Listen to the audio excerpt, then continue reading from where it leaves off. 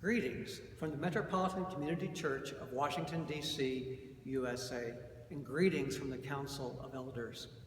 The invitation for this third week of Advent is to reawaken joy. I'm grateful that's the theme. What it means to reawaken joy is to tap into the joy that is already there. Some people say, I've lost my joy. The truth is, joy cannot be lost. Joy is a part of who God has created us to be.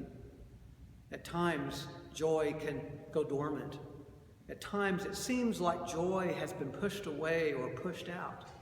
Yet joy is still there at the center. God is in us, and where God is, there is joy. It's remembering that the joy is here and going back to that place. Therein we find our strength. Sometimes we do need to be reminded. That was true for the people who heard the message of the prophet Zephaniah. Zephaniah said, God is there in the midst of you. God is with you. And where God is, there is hope, and there is joy, and there is love, and there is peace. The prophet Zephaniah reminded the people that there was joy beyond exile. What does it mean to reawaken joy in our lives? How do we go back to that place?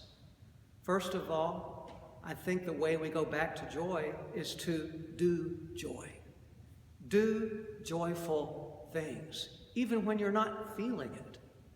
Just a week ago here at the sanctuary at the Metropolitan Community Church of Washington, D.C. in the USA, we gathered for the Transgender Day of Remembrance.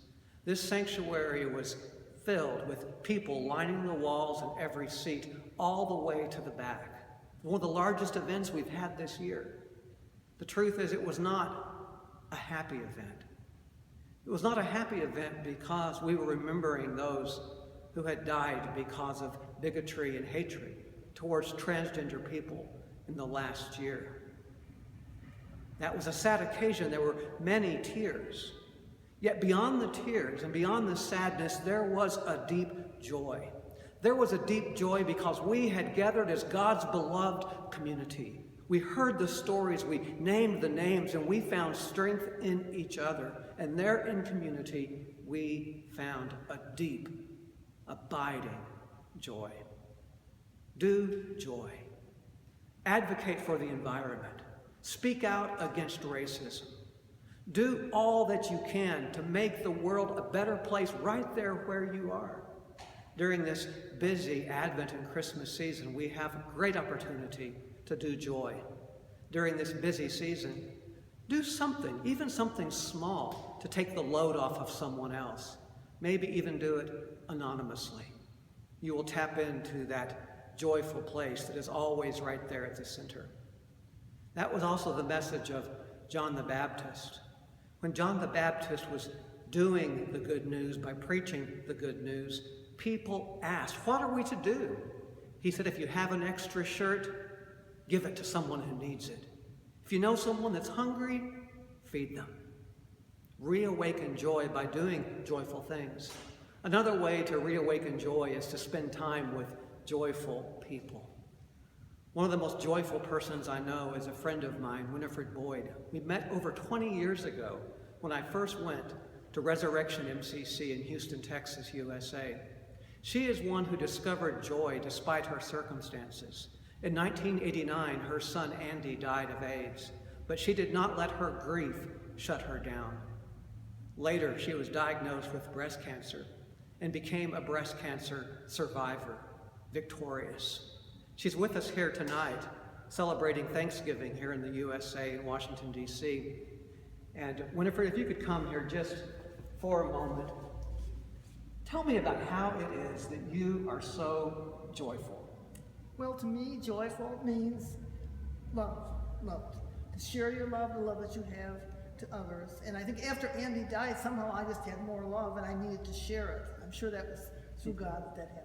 It was through God, and you're wearing a God Love t-shirt. You got this from the Resurrection Inspirations bookstore in Houston, Texas. And everywhere you go, when you wear this, you are offering a powerful message. If you could turn around, I'd like to share this message with those who are hearing this reflection today. Love thy neighbor, thy homeless neighbor, thy Jewish neighbor, thy black neighbor, thy gay neighbor, thy undocumented neighbor, thy white neighbor, thy transgender neighbor, thy Christian neighbor, thy HIV positive neighbor, thy racist neighbor, thy addicted neighbor, thy atheist neighbor, thy imprisoned neighbor, thy disabled neighbor, thy Muslim neighbor.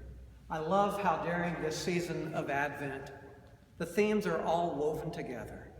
Peace, love, joy, hope. They are all part of one. May you have a reawakened joy during this season. And so it is. Amen.